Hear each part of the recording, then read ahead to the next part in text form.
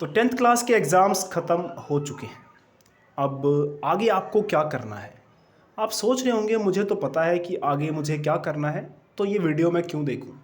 लेकिन फिर भी एक बार ये वीडियो देख लीजिए, हो सकता है कुछ नया ही सुनने को मिल जाए। 10th क्लास के एग्ज़ाम्स देखिए लगभग मार्च में ख़त्म हो जाते हैं और क्लास 12 के एग्ज़ाम थोड़ा लेट तक चलते हैं, क्योंकि क्लास 12 के बाद स्टूडेंट्स को कॉलेज ज्वाइन करना होता है और क्लास 10 के बाद ज़्यादातर स्टूडेंट्स क्लास 11 में जो है स्कूल में पढ़ाई करते हैं।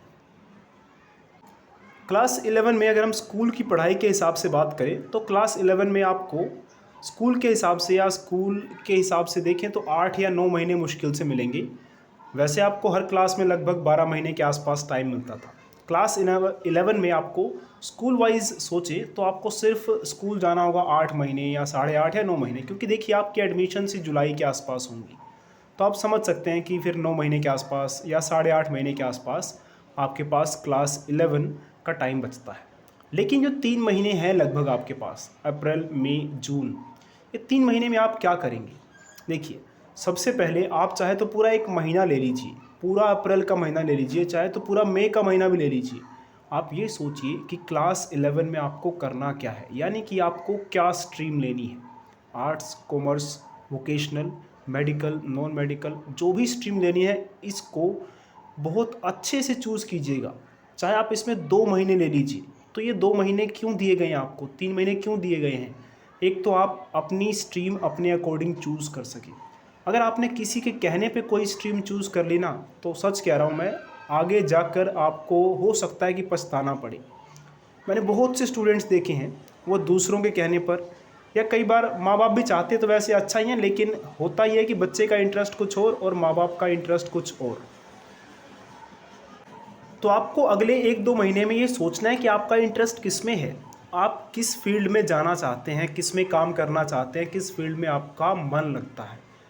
अगर आपने अपने मन से फील्ड चूज़ नहीं की, किसी के कहने पर चूज़ की, तो आगे जाकर देखिए आपका मन उसमें नहीं लगेगा। तो 11वीं किसी तरह से कर लेंगे, 12वीं किसी तरह से कर लेंगे, 12वीं के बाद देखना फिर आप जो है अपनी स्ट्रीम बदल देंगे। फिर वही प्रॉब्लम देखिए, आपने 2 साल इतनी मेहनत करी और फिर स्ट्रीम बदलने का क्या फ़ायदा? जैसे एग्जांपल मान लीजिए, आपने किसी के कहने पर, मान लेते हैं कि नॉन मेडिकल ले भी लिया, आपने किसी तरह से 11वीं निकाल ली और 12वीं तो फिर वो भी किसी तरह से निकालनी पड़ेगी। फिर आगे क्या होगा? अगर आपने 11वीं 12वीं नॉन मेडिकल से की है तो फिर आप देखिए आगे शायद ही, अगर आपका मन नहीं है नॉन मेडिकल पढ़ने का, तो शायद ही आप बीएससी नॉन मेडिकल से या कुछ नॉन मेडिकल के सब्जेक्ट से आगे कुछ कर पाएंगे। मुश्किल होगा आपके लिए। 10th क्लास के बाद आपको एक नई दुनिया में जाना है। 11वीं क्लास आप देखेंगे 10वीं से बिल्कुल अलग है। पहली कक्षा से लेकर या पहली क्लास या नर्सरी से लेके 10वीं तक का स्कूल लाइफ बिल्कुल अलग है। आप 11वीं में जाके देखेंगे बिल्कुल ही अलग तरह का माहौल आपको देखने को मिलेगा।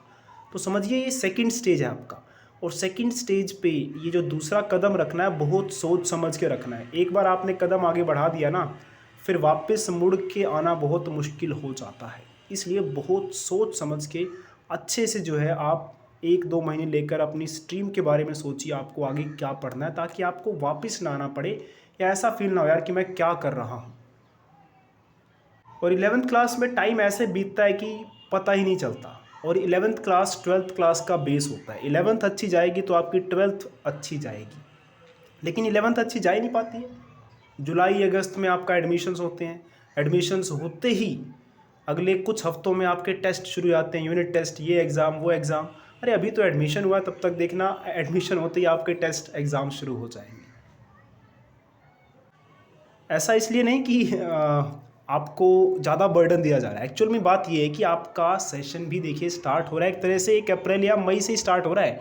एडमिशन भले से लेट हो रहा है, लेकिन आपका जो सेशन है वो स्टार्ट हो रहा है अप्रैल से ही।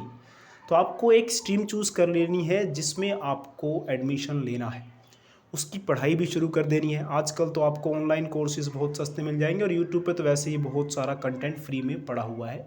तो उस चीज़ की पढ़ाई स्टार्ट कर दीजिए। अब आप कहेंगे अभी तो पढ़ के हटे यार, कितना पढ़े? अरे मतलब पढ़ाई नहीं करनी है, थोड़ा बहुत, थोड़ा थोड़ा बस, दिन में 1 घंटा लगा लिया बहुत है, 1.5 घंटा 2 घंटा काफ़ी है। और अगर आप नॉन मेडिकल या मेडिकल या कॉमर्स स्ट्रीम में जाना चाहते हैं, फिर तो थोड़ा टाइम ज़्यादा देना पड़ेगा आपको।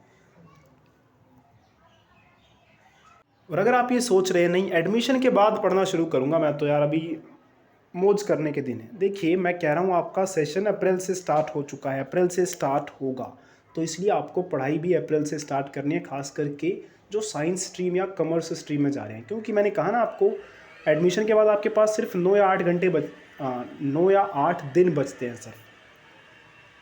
9 या 8 दिन कह रहा हूँ, 9 या 8 महीने बचते हैं आपके पास।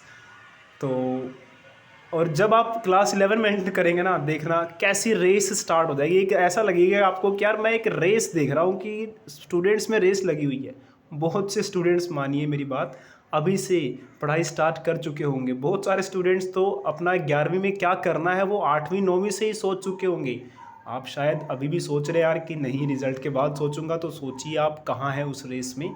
मैं रेस में पार्टिसिपेट या दौड़ने के लिए नहीं कह रहा हूँ, मैं बस ये कह रहा हूँ कि आप थोड़ा समझदारी से काम लीजिए, ताकि आगे जाकर आपको कोई मुश्किल ना हो। और मान लीजिए आपने ये 3 महीने पढ़ भी लिया, कोई ऐसा सब्जेक्ट या ऐसा टॉपिक जो आपको लगता है कि यार मेरा एडमिशन अगर नहीं हुआ तो फिर मैं क्या करूँगा। मान लीजिए आपने पहले 3 महीने नॉन मेडिकल के सब्जेक्ट्स पढ़े और पता चला कि आपका एडमिशन नॉन मेडिकल स्ट्रीम में हुआ ही नहीं, तो यार ये बताओ नुकसान क्या हुआ? कुछ नुकसान थोड़ी हुआ। पढ़ा हुआ है, कुछ नुकसान तो होगा नहीं, आगे जाकर हो सके क्या पता कहीं काम ही आ जाए, तो नुकसान तो देखिए कुछ नहीं है। लेकिन अगर वही 3 महीने आप नहीं पढ़ेंगे ना, तो देखिए वो 3 महीने का जो गैप है ना, पूरे साल आपको खलता रहेगा यार कि वो 3 महीने कुछ पढ़ लिया होता तो मैं इतना बर्डन नहीं होता मुझे। तो क्लास 11 अच्छी बीत जाती है आपकी, क्लास 11 अच्छी जाएगी तो क्लास 12 मेरी मानिए बहुत अच्छी जाएगी, क्योंकि जैसे मैंने कहा कि क्लास 11 क्लास 12 का बेस है। चलिए काफ़ी लंबा लेक्चर हो चुका है, तो अगर मेरी बातें कुछ हद तक ठीक लगी हों तो फॉलो करने की कोशिश कीजिएगा और इस वीडियो को आगे शेयर ज़रूर कीजिएगा, ताकि आप जैसे आपके भी बहुत सारे दोस्त होंगे, फ्रेंड्स होंगे, उनको 11वीं क्लास में आने के बाद किसी तरह की प्रॉब्लम फेस ना हो, और ऐसा ना हो कि यार मेरा सिलेबस बहुत रह गया है या मैंने स्ट्रीम काश जो है सही से चूज़ कर ली होती। तो देखिए आपके पास टाइम है, और अगर आपकी स्ट्रीम आप कुछ और करना चाहते हैं, आपके पेरेंट्स किसी और स्ट्रीम को करने का प्रेशर बना रहे हैं, तो आपके पास टाइम है ना, ये इस टाइम में कुछ ऐसा ढूंढिए, कुछ ऐसा कीजिए कि उन्हें इम्प्रेस कर पाएँ कि देखिए मैं ये स्ट्रीम करूँगा तो मुझे ये फ़ायदा होगा, ये फ़ायदा होगा, ताकि आपको ज़िंदगी भर उसी स्ट्रीम में काम करना है। ये तो सोचिए पहले आप। चलिए तो वीडियो को यही ख़त्म करते हैं, अब काफ़ी लंबा टाइम हो चुका है, लगभग 8 मिनट के आसपास हो चुके हैं। हाँ, एक काम कीजिएगा, वीडियो को शेयर ज़रूर कीजिएगा अपने दोस्तों में, ताकि हो सके आपको लग रहा हो कि चलो मैं तो समझ गया इस बात को, तो हो सकता है कि 10 लोगों को शेयर करें, 10 में से 2 भी लोग अगर इस चीज़ को समझें तो सोचिए उनके लिए कितना अच्छा रहेगा।